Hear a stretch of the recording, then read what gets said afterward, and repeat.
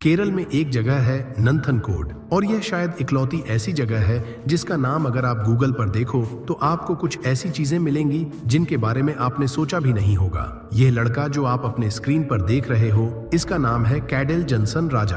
कई लोग जब इसका फोटो देखते हैं, लोग इस इंसान को इंसान के रूप में दानव कहते हैं। यह केस जिसके बारे में मैं आपको बता रहा हूँ, इसका नाम है नथनल्लूर। हर क्राइम का एक मोटिव होता है और ऐसा घर का अपना ही बेटा ऐसा क्यों करेगा, यह जानकर भी आपको बहुत अजीब लगेगा। उसके सर पर सवार रहता है एस्ट्रल ट्रेवल का भूत, यानी वो कहीं से इंटरनेट पर पढ़ा होता है, स्पेशली डार्क वेब में, जहां आपको सबसे अजीब से अजीब चीजें देखने को मिल जाएंगी। उस जगह पर इसने पढ़ा कि जब भी कोई मरता है तो उसकी आत्मा निकलकर ट्रेवल कर रही होती है, और जस्ट इसी चीज को देखने के लिए उसने अपने फैमिली को मार डाला।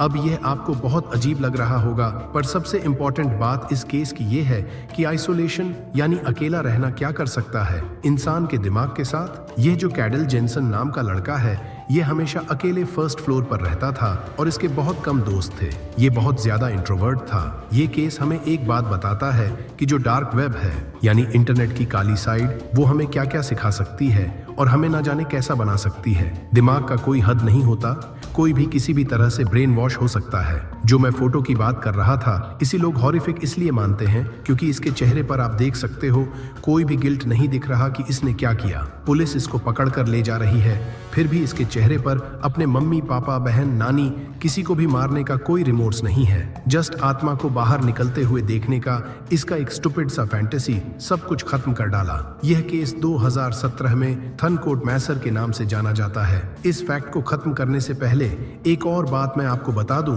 कि शुरू में सबको यह लग रहा था कि कैडल का मेंटल हेल्थ ठीक नहीं है, यानी दिमागी तौर पर बीमार है। उदाहरण के लिए, जब वह पुलिस स्टेशन में इंटेरोगेटर के सामने बैठा था तो इंटेरोगेटर ने उससे सवाल पूछा कि तुमने क्या किया और क्यों किया। कैडल ने जवाब दिया कि मिस, आपके पीछे कोई अजीब सा क्रिएचर खड़ा है और वह मुझे आपको मारने को कह रहा है। अब ऐसी बीमारियां होती हैं जैसे डिमेंशिया और स्किज़ोफ्रेनिया, लेकिन कैडल का ऐसा कोई मेंटल हेल्थ इशू नहीं था। कैडल अभी भी जेल में बंद है और कोर्ट उस घटना की जांच कर रही है। पूरी दुनिया यही जानना चाहती है कि एक इंसान का दिमाग आखिर कितनी हद तक चीजें कर सकता है। दूसरा सवाल जो लोग जानना चाहते हैं वह यह है कि क्या कोई अच्छा इंसान ऐसे खतरनाक इंसान में बदल सकता है, या फिर ऐसे लोग जन्म से ही खतरनाक होते हैं। अब बढ़ते हैं नेक्स्ट फैक्ट पर। आपने आईआईटी बाबा के बारे में तो जरूर सुना होगा। वही बाबा नहीं, वही लड़का जिसके पास 33 लाख रुपए प्रतिवर्ष की जॉब थी, फिर भी वह जॉब छोड़कर बाबा बन गया और दुनिया के सामने सबसे पहले 2025 के महाकुंभ मेले में आया। इन्हें देखकर बहुत लोग यह सोच रहे हैं कि ऐसा क्यों। भला लोग तड़पते हैं कि उन्हें 2 लाख रुपए प्रति महीने की नौकरी मिल जाए, तो इतनी अच्छी नौकरी और पैसे को छोड़कर कोई इंसान ऐसा कैसे बन सकता है। और इनकी बातें जब आप सुनोगे तो आपको बड़ा अजीब लगेगा। देखो, इसका आंसर मनोविज्ञान में छुपा हुआ है। एक ज्ञान होती है ध्यान से सुनना, उसे कहते हैं साइंस ऑफ सेटिस्फैक्शन। पैसा बहुत लोगों को सेटिस्फाई करता है, लगभग 90% लोगों को, पर इस दुनिया में लाखों नहीं करोड़ों लोग ऐसे हैं जिनका सेल्फ सेटिस्फैक्शन अलग होता है। आपको हर धर्म के ऐसे कई यंग लोग मिल जाएंगे, 18 साल के, 20 साल के, 24 साल के, जो बिजनेस, घर और पैसा सब छोड़कर चले गए हैं लोगों की सेवा में, या फिर सन्यासी बन गए हैं। अब आपके और मेरे पॉइंट ऑफ व्यू से तो लगता है कि इतना वियर्ड, ये कैसे छोड़ सकते हैं। इतना मस्त पैसा मिल रहा है, क्या कर रहा है बेवकूफ। ऐसा हमारा रिएक्शन होता है और बिल्कुल ये जेन्युइन रिएक्शन है। 90% लोगों का ऐसे ही रिएक्शन होता है, इसमें कुछ गलत नहीं है। लेकिन हाँ, इसका मतलब यह बिल्कुल भी नहीं कि आप यानी यंगस्टर लोग इनको देखकर इंस्पायर हो जाओ और सब कुछ छोड़कर बाबा बन जाओ। आपको एक बहुत डीप बात बता रहा हूँ। बाबाओं की तो बात नहीं है, लेकिन ऐसे यंगस्टर्स में क्या होता है कि बहुत लोग अपने ईगो को बूस्ट करने के लिए भक्ति का यूज करते हैं। उनको लगता है कि वो मोह माया त्याग देंगे तो उन्हें इटर्नल ब्लिस मिल जाएगा, हमेशा के लिए खुश हो जाएंगे। अब देखो यहाँ कितनी बड़ी आयरनी है, कितना बड़ा उलटफेर।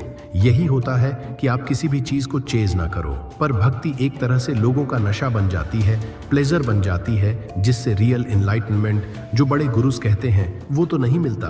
देखो, आप अपनी जिंदगी में कितने लोगों को बोलते हुए सुने होंगे कि मुझे आत्मज्ञान पाना है, यह पाना है, एनलाइटनमेंट पाना है। पर अगर आप उनसे यह पूछोगे कि आत्मज्ञान का मतलब क्या है तो वो खुद नहीं बता पाएंगे। आत्मज्ञान के लिए मेडिटेशन करना होता है। भगवान बुद्ध जो थे उनकी फैमिली बहुत रिच थी। उनके फैमिली के पास अरबों की संपत्ति थी और वो बिल्कुल लग्जरी में जिए थे और सब कुछ छोड़कर वो गहन मेडिटेशन में बैठ गए। तो ये सब वियर्ड सा काम जो कि आजकल के सो कॉल्ड जनरेशन को वियर्ड लगता हो, यानी मेडिटेशन, ध्यान, माला जपना, जो कि प्रेमानंद महाराज बताते हैं वो सब करना होता है, तब जाकर वैसा कुछ एक्सपीरियंस होता है। तो मोरल ऑफ द फैक्ट ये है कि भक्ति को ईगो बूस्ट करने के लिए यूज न करो।